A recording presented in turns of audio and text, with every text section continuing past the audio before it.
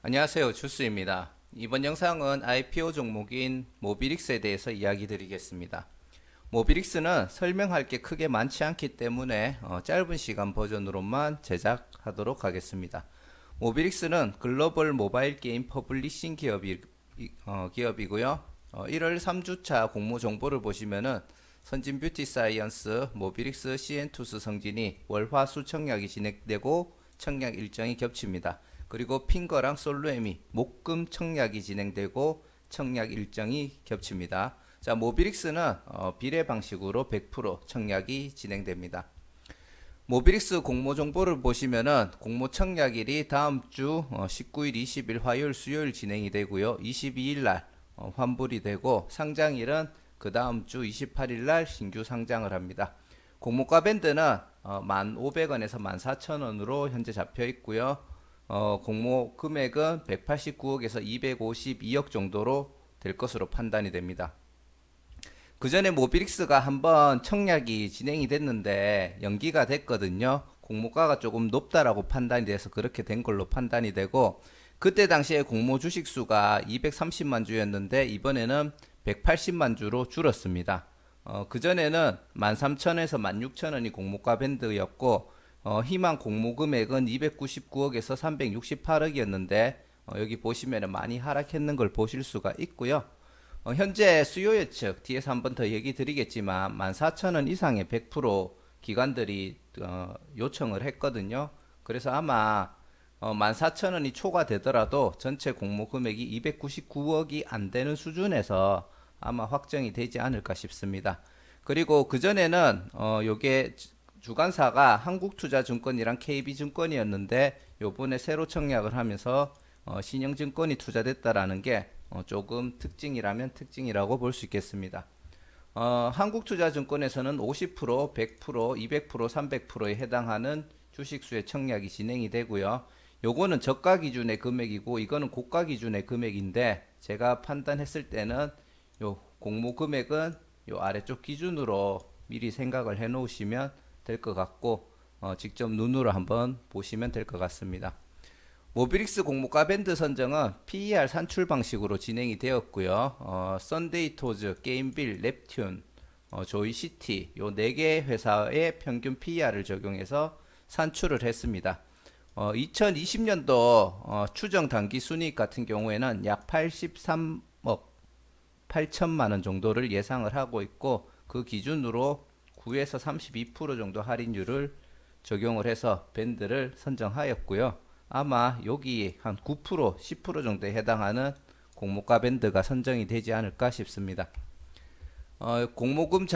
공모자금 사용 계획으로는 운영자금하고 타법인 증권 취득자금이 있는데, 말 그대로 요 60억 같은 경우에는 외부 자금, 지분을 얻어가지고 조금 이제 시너지 낼 수 있는 회사들을 인수하려고 하는 거고, 모비릭스가 퍼블리싱도 하지만 자체 개발도 하거든요. 그렇기 때문에 신규 게임 개발 비용, 그리고 마케팅, 게임 같은 걸 홍보하기 위한 마케팅 비용, 그리고 뭐 고객 정보라든지 그런 데이터들을 분석하는데 자금을 사용할 예정입니다. 2017년도 기준 부채 비율이 한 157% 정도 됐던 걸로 기억하는데 2019년도 말로는 약 10% 수준으로 떨어졌다라는 건 이렇게 자금이 흐르는 데 있어서 굉장히 긍정적이라고 볼 수 있고, 이런 회사들 특징이 아무래도 이제 게임 같은 걸 개발해서 고객을 많이 유치하면은 이제 캐시 같은 게 잘 들어오잖아요. 그런 거는 조금 큰 장점이 아닌가 그렇게 판단을 합니다. 모비릭스 같은 경우에는 글로벌 모바일 게임 퍼블리셔라고 보시면 되고, 여기서 이제 한 가지 알아야 되는 게 게임은 개발하는 게임 개발사가 있고요. 그리고 퍼블리셔 같은 경우에는 그런 게임들을 자기들이 다른 회사 게임 개발사 거를 받아가지고 그거를 직접 마케팅을 해서 여러 유저들이 사용할 수 있게끔 만들어주는 회사가 이제 퍼블리셔라고 하는데, 그 가운데서 이제 수수료라든지 이런 부분들로 매출 발생을 시킵니다. 근데 모비릭스 같은 경우에는 거기에 플러스 자기들이 개발하는 했는 게임도 같이 퍼블리싱을 직접 해가지고 매출을 올릴 수 있다라는 그런 장점이 있습니다. 맨 처음에 2004년도에 모비릭스가 설립이 되었고, 모비릭스 같은 경우에도 처음에는 게임 개발사로 시작을 했습니다. 그러다가 나중에 퍼블리싱 사업도 같이 개시를 했고요. 이제 모바일 쪽으로 가다 보니까 국내 그 안드로이드, iOS 모바일 게임 50종을 출시를 하고 거기에서 발생하는 광고 수익 그리고 인게임 결제 수익으로 매출을 발생을 시키고 성장을 해왔습니다. 그리고 2016년도에는 네오위즈에서 이 회사의 가치를 보고 주식을 취득을 해서 이제 그 네오위즈가 요 주주로 참여되고 있다라는 것도 장점이라고 보실 수 있죠. 아까 전에 앞에서 얘기 드렸듯이 주력 수입원은 광고 플랫폼 수익 그리고 인앱 인게임 안에서 다양한 게임을 한다든지 조금 더 좋은 게임을 하기 위해서 캐시 결제하는 그런 결제들로 수익을 발생을 하고요. 2017년도에서 19년도까지 광고 수익 같은 경우에는 연평균 무려 79%나 성장을 했습니다. 7이에요. 그리고 인앱 결제 같은 경우도 41.7% 정도 연평균 성장을 했기 때문에 굉장히 고속 성장을 최근에 해왔다라고 보실 수가 있습니다. 그리고 모비릭스 같은 경우 주요 매출처가 91.25%가 해외에서 매출이 대부분 이루어집니다. 그 중에서 우리가 흔히 얘기하는 잘 사는 나라 이런 나라들 쪽에서 매출을 많이 발생시키고 있고요. 국내 매출은 조금 비중이 매출이 저조한 게 아니고 비중이 조금 낮다라는 점. 그리고 글로벌 시장이다 보니까 아무래도 계속 이런 시장이 커질 때마다 모비릭스가 거기에 대한 수혜를 입을 가능성이 조금 있다라고 보면 되고요. 애플 스토어, 구글, 페이스북 그리고 구글 스토어 쪽에서도 매출이 발생하고 있습니다. 모비릭스가 주로 서비스하는 거는 이제 캐주얼 게임입니다. 우리가 뭐 요즘에 뭐 RPG 게임, 모바일로 하는 RPG 게임이라든지 약간 하드한 그런 게임들도 많잖아요. 그런 것들은 아무래도 게임 개발을 하는데도 시간이 좀 걸리고 특정 서버를 둬야 되고 유지를 하기 위해서 약간 유지 비용도 많이 듭니다. 근데 이런 캐주얼 게임들의 장점은 뭐냐면은 일단 개발을 하는데 굉장히 큰 노력이 들어가지가 않고요. 그리고 특별히 서버를 너무 막 크게 증축을 할 필요가 없어요. 그래서 개발이나 유지비가 조금 저렴하게 들어가고 언제든지 쉽게 게임을 만들 수 있다 보니까 변화 트렌드에 맞춰 가지고 게임을 만들 수가 있습니다. 그리고 저사양에도 잘 돌아간다라는 장점이 있는데 이거는 앞으로 있어서 모비릭스가 성장하는데 굉장히 큰 장점이 될 수 있다라는 걸 알고 계셔야 되고요.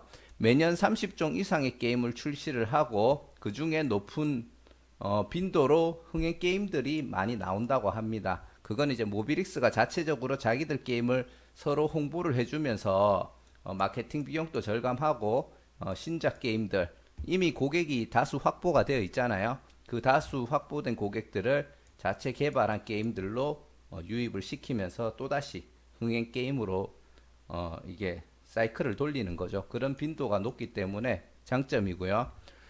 지금 글로벌 모바일 게임들 그 다운되는 추세를 보면 다운되는 게임의 82%가 다 캐주얼 게임이라고 합니다. 그러니까 거기에 대해서 높은 비율을 가지고 가고 있는 모비릭스도 큰 장점이라고 보실 수가 있겠죠. 지금 모비릭스의 글로벌 위치를 보시면은 글로벌 다운로드 기준으로 4등을 기록하고 있고요. 당연히 글로벌 게임을 서비스하는 국내 기업 중에서는 1위를 기록하고 있는 기업입니다. 그리고 아까 전에 제가 저사양에서도 돌아가는 게 굉장히 중요하다고 이야기 드렸던 게 뭐냐 하면은 이거예요. 현재 저소득 국가, 개발도상국이죠. 개발도상국에서 굉장히 많은 신규 유저들이 유입이 되고 있는데 이거는 제가 어디서 들었는지 기억이 안 나는데 개발도상국에서도 모바일 보급률이 굉장히 높답니다. 뭐 예를 들어 집 없는 뭐 집 같은 거 보급되는 걸 보면은 뭐 1000만 명 중에 뭐 200만 명, 뭐 100만 명 이렇게밖에 보급이 안 되고 뭐 심지어 텔레비도 없는데 그런 나라도 모바일 보급률은 거의 막 80%, 90% 넘어가는 나라들이 굉장히 많다고 하더라고요. 근데 그런 사람들이 고가의 폰을 쓰지를 못하겠죠.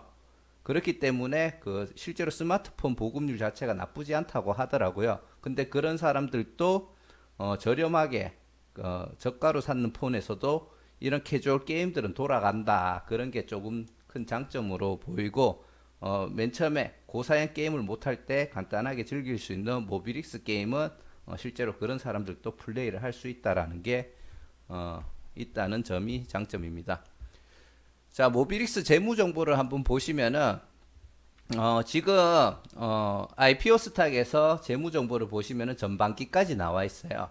그 2020년도 전반기 때 매출 영업이익 떠나서 당기 순이익이 25억인데 현재 보시면은 3분기 때 71억을 기록하고 있습니다. 그러면 3분기 때 거의 뭐 46억 정도를 기록을 했겠죠. 그리고 2020년도 최종 한 84억 정도를 예상하고 있고요. 이런 모비릭스 쪽이 광고 쪽에 특화되어 있는 수익이다 보니까 그 게임 결제하는 부분 말고요.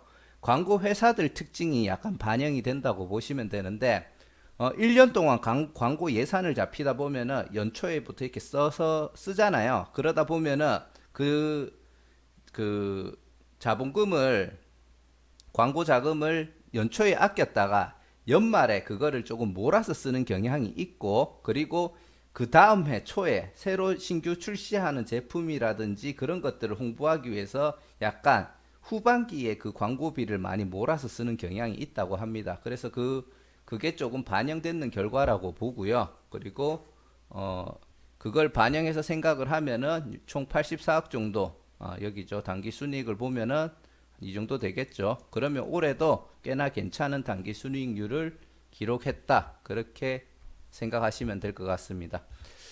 그리고 모비릭스 주주 구성인데 현재 보시면은 최대 주주가 약 51점, 최대 주주 외긴 하지만 51% 정도를 가지고 있고 네오위즈가 거의 한 14% 정도를 가지고 있습니다.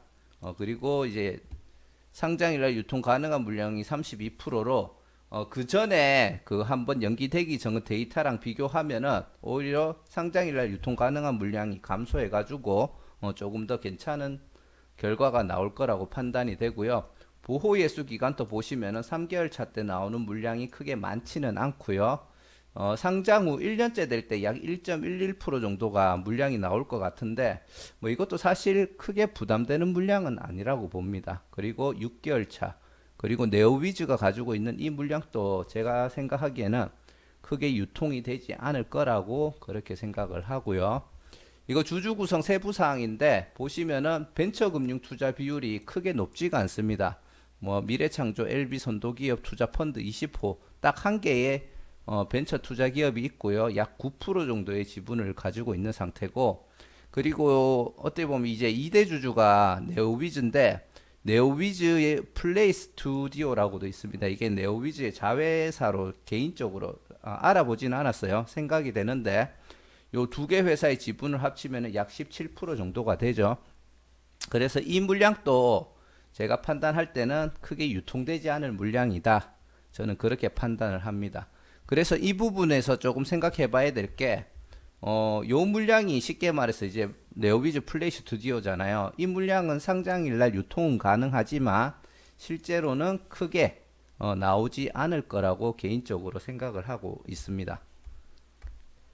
그리고 모비릭스 상장 후 추가 가능한 물량인데 요게 솔직히 조금 마음에 안 들어요. 지금 보시면은 행사 가격이 940원이고 총 32만 4,800주입니다.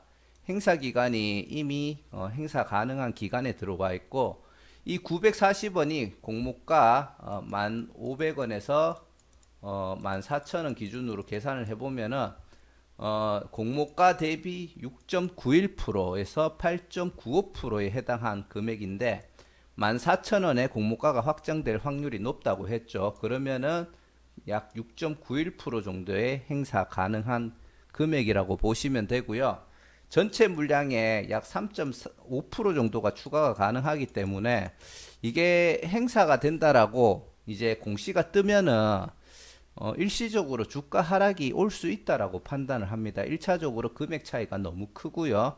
그리고 이 3.5%라는 전체 물량이 3.5%라는 물량이 주가를 움직이는 데 있어 가지고는 충분히 부담되는 물량이기 때문에 뭐 사실은 행사되더라도 주가가 변할 필요는 없는데 보통 기존 주주들 기존 주주들이 내 주식이 희석이 되겠구나라는 판단에 고가에 빨리 팔아야겠다 싶어가지고 던질 수가 있다라는 거죠. 근데 이 회사가 계속 우상향한다고 생각할 것 같으면 이런 공시 뜨고 주가가 하락할 때 저점에서 잡아가는 방법도 나쁘지 않을 거라고 생각합니다. 자, 현재 장외 거래가는 22,000원이고요.